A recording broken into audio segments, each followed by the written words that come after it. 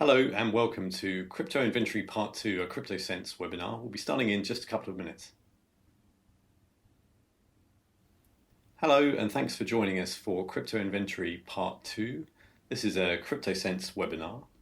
And if you've been joining us already for Part 1 of our Crypto Inventory series, you will have watched a seminar given live at our Crypto Inventory Day, which was at the end of 2019. So on that day, we assembled in one room representatives of very large international financial services organizations, some big software companies, and we all talked about crypto inventory, in particular, why you're doing it, how you do it, what should be in it, how it all works. And we had a really great time exchanging with people who were at different stages along the journey of their crypto inventory project. So we're putting all of this material now online on free access. And part 1, you would have seen we covered what is crypto inventory and what are the business reasons why you might want to make one. If you haven't seen that, then you'll definitely want to check it out. So go to cryptosense.com/webinars after this webinar and have a look. But today we're going to talk about a couple of other topics. In particular, we're going to talk about the real nuts and bolts of making a crypto inventory. So what should be in there in order to meet those business needs, so the reasons that we decide that we're going to make this crypto inventory. What do we have to put in to make sure we fulfill those requirements and meet those business needs? So we'll talk about scope, we'll talk about what's in scope and what we might want to explicitly exclude from our crypto inventory.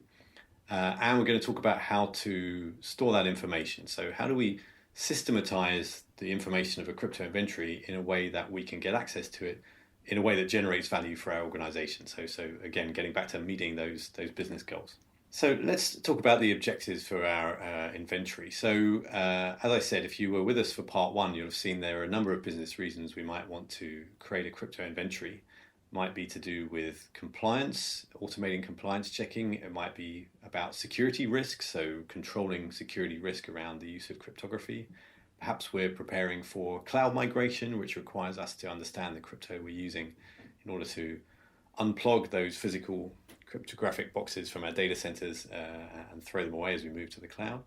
Or it might be about preparing for future threats, so something like crypto agility, being ready to switch out algorithms in the face of new mathematical advances or quantum computers or whatever it is. So we've got some mixture of these objectives in mind, and often, as we found at our Crypto Inventory Day, most organizations are creating this strategic cybersecurity asset for a variety of reasons, a mixture, a balance between those different kind of goals. But at least we should be able to make that explicit. And then having done that, that's going to guide us in setting our goals for what's going to be in the inventory. So we're going to talk about setting goals for coverage, so what's in and what's out, setting accuracy goals, setting goals for the automation and the automatic keeping up to date of the crypto inventory, and some usability goals, so talking about the ways we're going to extract the business value from that inventory. So let's talk about coverage. So typically a crypto inventory is a map of all the cryptography we use in the organization. So what does that mean we need to cover? Well, when we think about cryptography artifacts, typically we think about things like algorithms and keys. So what are the cryptographic operations we're going to perform on data, and what are the keys that are going to be used as the secret values for those operations? But there are other interesting artifacts lurking around in modern IT, particularly public key infrastructure or certificates that are part of that public key infrastructure are really ubiquitous in modern IT systems. A certificate is a key and a collection of other information, so it tells us about where a key is in that hierarchy of signatures that helps regulate trust across the whole organization. And as such, it's vital to know where we've put them and if we put them in the right places. If we're trying to control cryptographic risk, knowing where our certificates are is really a vital part of that. We also might want to include protocols. So cryptographic algorithms typically are not used in isolation. They tend to be part of a protocol, so an exchange of messages or information, or just a signing protocol, so an encryption protocol, where there'll be several operations, a little combination of algorithms that are used. And it can be interesting to record not just the algorithms which are inside the protocol, but also what that protocol was and why we were using it. Because sometimes it's the case that a it's not a cryptographic algorithm that gets broken. It's the way that algorithms and operations are orchestrated together in a protocol that causes the problem. And so we want to be able to know where those protocols are being used. So a good explicit example of that is the TLS protocol. So old versions of TLS were 1.0 and 1.1 are now considered obsolete. PCI DSS standard, for example, disqualifies them from being PCI DSS approved. And so we need to know where we're using those old versions in order to be able to fish them out and make sure we've upgraded. Finally, we might want to know also about cryptographic providers or libraries. So that is the implementations of those algorithms. Again, that's because for the business goal of reducing risk, for example, often there's a bug, not a mathematical bug in an algorithm, in a cryptographic algorithm, but there's a bug in the implementation of an algorithm in a particular library. So think of things like the Heartbleed bug in OpenSSL. So in that case, what we want to do is be able to know not just which algorithms we've got, but which implementations of those algorithms we're currently using, because that's how we're going to point to where there's something that needs to be fixed. Having a good inventory of where we use those things is vital for being able to be agile and respond fast to those kind of breaches. On top of that, for compliance reasons, we might be asked to use only versions of an algorithm that have received a certain certification, for example. So a good example of that is if we're supplying technology to the American government, they're going to ask us to use FIPS certified implementations of these cryptographic algorithms. So we need to know exactly what library and what version, is it the FIPS version or another version that's being used for those operations in order to get the coverage we need to fulfill that compliance business goal. But each of these points needs a little bit more detailed consideration before we can go ahead and start putting information into this inventory. So let's look at algorithms, for example. So we know that the standard encryption block cipher that's approved by NIST is the Advanced Encryption Standard, so AES. Is it enough to just say that we found some AES use inside an application or in a protocol? Or should we also record the key length that's used? So remember, AES can use different lengths of keys, 128, 192, and 256-bit keys. It might be vital to know what length of key is being used, particularly as part of a preparation for quantum computers. We will want to make sure that we've got long enough key length to be happy that we're going to be robust in that situation. Okay, so that's already good. But then we know that AES 128 isn't necessarily secure if we use it in inappropriate modes. That is to say, if we combine those blocks together in a way that is not secure for the application that we're using. So we might want to record both the algorithm and the key length and the block cipher mode. So here we're using Galois counter modes, or GCM. We might want to write that down as well, so we don't need that information in each use of AES that we see. And then we know that for particular issues, sometimes it can be important to know what kind of padding is being used. So particular padding is used to when the block of data that we want to encrypt doesn't divide exactly by the block size of the cipher. Okay, so the cipher's got a fixed block size. We're going to have to chop up the data to put it into the cipher. And if it doesn't divide exactly, there's going to be a little remainder.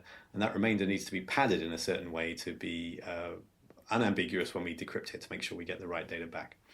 And we might need to know how that padding was done, because in certain circumstances, in certain block modes and particular combinations, the way that padding is done can lead to certain vulnerabilities. So we need to know exactly what we're trying to find as our business goal here. If we're really trying to regulate cryptographic risk and vulnerabilities, then we're going to want to have all of this information.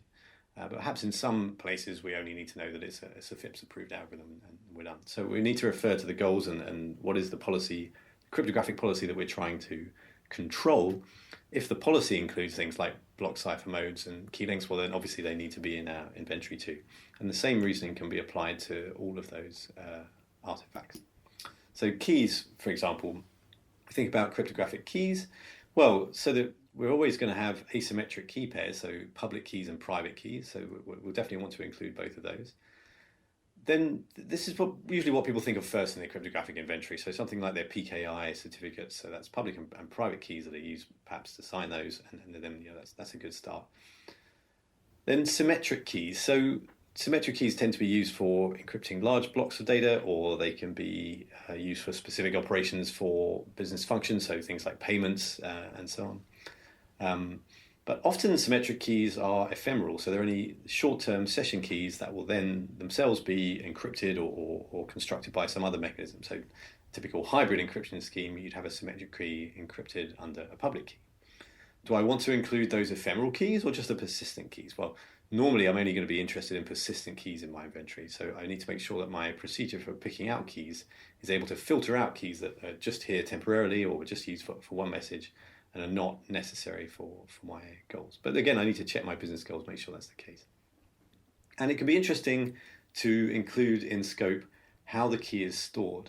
In particular, if I'm trying to control a cryptographic policy, if that's the goal of my inventory, normally I will have some regulations in there about how the key is stored. So is that key allowed to be stored on some sort of storage, sort of disk-backed storage? Can it be put in a key store, so a software construction that allows the key to be protected or encrypted, perhaps under some password-based cryptography? Is it necessary that certain keys are stored inside a piece of dedicated cryptographic hardware? That might often be the policy for certain parts of financial services, cryptographic policies. What about storing the key in the code? So normally this is absolutely forbidden, but maybe I want to make sure that's controlled by my inventory, right? So the whole objective of the inventory is to pick out things which are out of compliance that might be going on, that shouldn't be happening but are happening. Then I need to make sure that my inventory procedure is capable of picking out the keys that are being stored in code at the moment to make sure that I can eliminate those. Let's have a little think about public key certificates. So public key certificates have a number of fields which are in most of the certificates that we see. They'll have a name, and they'll have an issuer and some dates and so on. But in fact, there are lots and lots of different fields that you might find inside a certificate. And it will depend, again, on what's the business goal for this inventory to decide which of these are in scope and which are out. Do I want to, for example, check which hash function was used to create the digest that was signed in this certificate? Do I want to also control inside the certificate what was the algorithm used for the signature, or will I rely on that being controlled elsewhere? So I need to take decisions about all of these fields to define exactly what the scope is for my certificate inventory. And then protocols. So I already mentioned TLS, probably the most widely used protocol in most establishments these days, but there are also other protocols which are very widely seen in enterprise IT. So SSH, the protocol that originally designed to allow secure login, is now used for all sorts of purposes inside various bits of our IT, both on-prem and in the cloud. If I'm connecting to a data center, very likely there'll be some IPsec, use of IPsec protocols, or some other kind of VPN protocols, so maybe some perhaps more modern variations of that.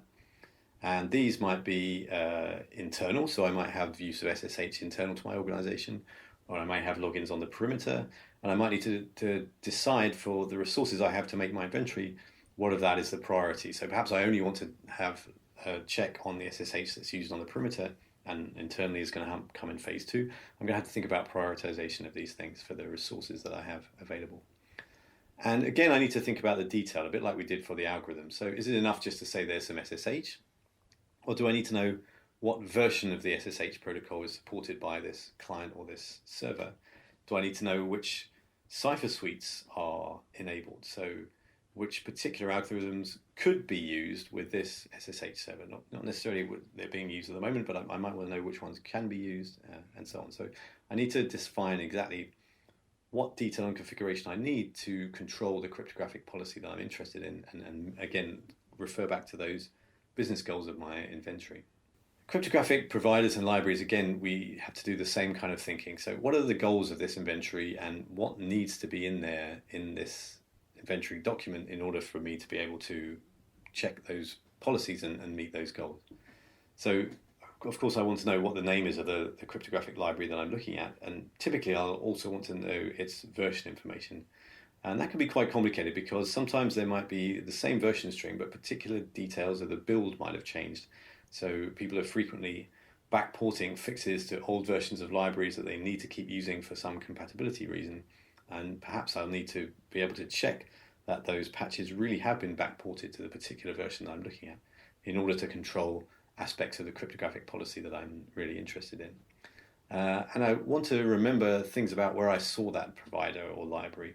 This is important because it typically is the case that there can be multiple copies or very slight variations of the same libraries on the same machine, the same file system. So a very concrete example might be we might have a machine or a virtual machine that's running some application, and it's based around a standard distribution, standard Linux distribution, let's say. So there's an OpenSSL distribution included, and that's there, and that's great. But it can often be the case that an application that is installed on that environment brings along with it its own version of OpenSSL. So sometimes that's because of security reasons, sometimes for backwards compatibility. There can be all kinds of reasons for it. But if that's the version that's being used, and I want to know that, so I need to know exactly where were those providers and libraries that I saw to make sure it's the right one that I either patch or upgrade or change, that I'm taking decisions about based on what it's being used for, what the application is actually doing. Okay, so let's talk a little bit about accuracy of cryptographic inventories. So clearly it would be, in an ideal world, we would have an inventory which would be 100% accurate. Okay, so everything in it would be correct, and all of the things that I wanted to be in it would be in it. And it would be up to date in real time, and I would never need to check anything or fix anything myself. But in the real world, in the messy world of large-scale enterprise IT, this is unfortunately not realistic. So we need to work out what our accuracy goals are. So it's not just enough to say, well, we can't do 100% accurate, so let's just have a stab at it. Because some approaches will be so inaccurate that the inventory will not be useful. So it won't meet those business goals. It'll actually be a waste of enterprise resources putting it together.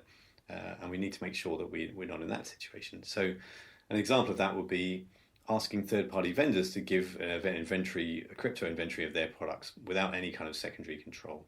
So we talked about this a little bit at our crypto inventory day. Some of our participants had experience of this. Third-party vendors, typically this is not the most priority task for them, and it can be quite difficult to communicate to the vendor exactly what the information is that we want to have. So thinking about all those points we were just going through about the details of the algorithms and the key management and the protocols and so on, it can be tough to get a vendor really to follow down to the level of detail that we want to go to. And if they do give us a response, we also need to control that response, because unfortunately the incentives aren't really there for the vendor to really drill down into all the little third-party components and accessory libraries and get all that stuff. Mostly they're likely to be commercially incentivized to just give an inventory that passes the control so they can carry on. So we're going to have to do a secondary control of that third-party vendor product, and that's going to impose on us a lot of extra cost and work, and we might start to think that maybe it would be better not to have asked the vendor at all. Maybe we should have just put in that control ourselves and figured out what was in there. We can also do very basic approaches to automating this kind of control. So we might just scan binaries for strings related to cryptography. So there are a bunch of tools out there that do this kind of stuff, sort of extending grep to look for particular patterns that might suggest the use of cryptography. The problem with that is that the fact that there is a cryptographic string in the code doesn't mean that it's in fact ever used. We need to do much more deep static analysis to figure out what are the branches of the code that actually get executed. And again, just knowing that a string is in there and not knowing what it's actually used for is pretty useless as well. So we might be using a hash function, for example, as part of a random number generation algorithm, where the fact that the hash function is no longer considered collision resistant might not really be a problem, because we're only looking for a pseudo-random value, and so the hash function is still perfectly adequate. But until we can see what that hash function was used to do, there's no way we can make that judgment. We'll just get a list of names of algorithms, and then we'll have to do all the digging ourselves to figure all that out. So there are certain approaches that we'll probably have to leave to one side, because they're not going to get us closer to the business goals that this inventory has set out to achieve, just because they're not accurate enough. So one way to control the accuracy of the procedures that we've put in place to follow this inventory is to set ourselves some metrics and then confirm those by hand on some applications. So let's say we put into place a tool and we say, okay, we want this tool to be 95% accurate, or we can define what that means for the algorithms that are used. I can then actually do a hand analysis of all the code and figure that out for myself and verify exactly what is going to be used, and then check that against the output from the tool and confirm that my tool is giving me information that is good enough to meet my goals. Then automation. So again, we would love our automation to be 100% automatic so that we can just get inventory straight off the bat without doing any effort any time. Uh, we're not going to achieve that, but we can't give up completely on that goal because keeping inventory up to date by hand is definitely not going to work. That's clearly going to be far too time consuming for the business value to really come out. So one approach is to be opportunistic about automation, so apply it where the payoff is the best. So applications in development are a good example. That's a great place where we can put something in to see what cryptography is being used in the application and even reply immediately to tell our developer to do something differently if they're using something that's outside the standard. So we're getting great leverage and value from what we're doing. Another is network protocols. So a lot of network protocols are standard, and that means that there are standard tools out there which allow us to easily, without any intrusive access being required, do a scan, figure out what's being used, and get some pretty good reports on that. And we can have those running regularly. That can be a pretty good payoff too. Another area is file systems. So file system scanners can get us pretty good results on crypto artifacts. Particularly, they can be automated by IT configuration management tools. We can get them running regularly and passing the results, and that can be really useful and a good place to pay off with automation. In the end, there will almost certainly be some manual work because we might have very particular pieces of custom hardware or some kind of specific software that's running in a very old platform for which there are not any protocol scanners available and so on. So there's always going to be some sort of manual work required, but the goal is to really keep that to the edge cases so that we're optimizing our placement of resources to get the most value from the resource we put in. Then usability. So in order to figure out the usability requirements of our inventory, we need to think about what other questions we're actually going to ask to get the value out. So I might want to ask something like, where is there a non-compliance to the crypto policy? And who do I call? So where was that found? Who's the application in whose zone? How do I get this fixed? I might want to have a global project. For example, removing SHA-1 was a big project for many of us in the mid-2010s. I might want to have a progress report on where SHA-1 is still being used across the board. So in applications, in networks, in file systems and so on, in old certificates. And be able to follow that progress in real time. I might want to know something about certificates. So where can I find a compromised certificate or an out-of-policy certificate, something that's expired, for example. And I can also need to know about, for patch management, for example, to know where a particular version of OpenSSL is being used. So if it's vulnerable and I want to be able to patch it, I need to know, do I have any of that OpenSSL particular version on my systems? And if so, where? How do I triage? How do I get to grips with that problem and start fixing it? So for this, we can see that it's going to make sense for the inventory to be queryable, not just searchable. So what do I mean by that? I mean that the data, it will typically be worth investing in and applying some structure to the data, which will allow us to, in an easier way, issue requests for information in a more structured query-like format to get out specifically the things that we want to know, to drill down to the stuff that's going to give us that value straight off the bat. Typically, that's not going to be a huge investment, so there'll be a small upfront investment when we create the inventory, but then that will typically make it easier to keep that inventory uniform and up to date, and then easier to get the business value out of it when we actually need it. So having decided on some of those questions, we will then have to do a little bit more scoping. So there's going to be some discussions to be had around the business goals and the coverage versus certain aspects of our IT park. So the infrastructure that we have, so things like network points, firewalls, appliances and so on, versus the applications that run in our environment. So who's in, who's out there. Maybe the scope is a bit different for each one of those depending on what are the points that we can get access to. Will my inventory cover in-house applications only, or will it also try and cover third-party applications? That might depend on my dependence on those third-party applications or how much of the part they actually make up. Am I going to just look at software, or is hardware also included? So is hardware security modules part of my scope as well? Am I going to be looking at virtual machines, perhaps deployed in some cloud-like environment, or containers?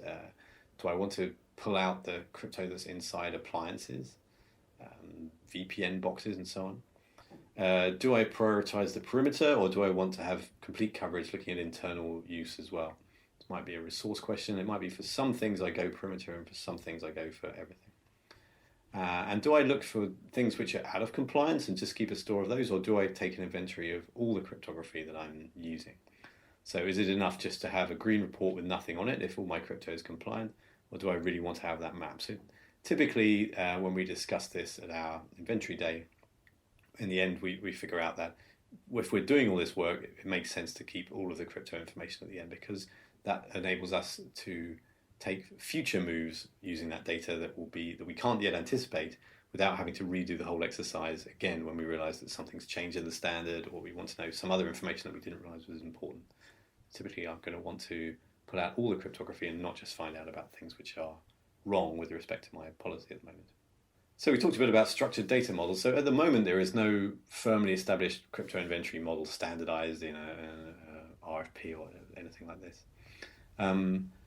Typically, the models that we've seen when we discussed it at the inventory day, they involve some sort of relational database table, so some sort of